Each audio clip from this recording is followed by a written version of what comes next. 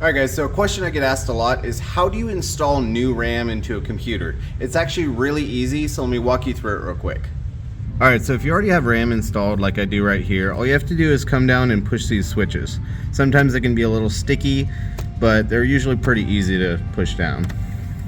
So to get your old RAM out, all you have to do is pull up on it, straight up from the top, and there you go. Then you just rinse and repeat. So you see that little silver bar in the middle? You want to line it up with this little slot right here on your RAM stick. Alright, so you line it up at the back in that little notch right there.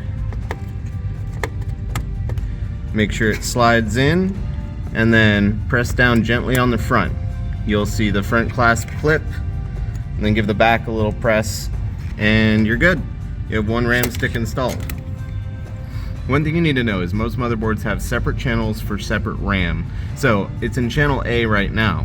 So the second stick I'm going to put in, I also need to put into channel A, which unfortunately is not the one next to it. It's the one after it. So it's the third slot in this case.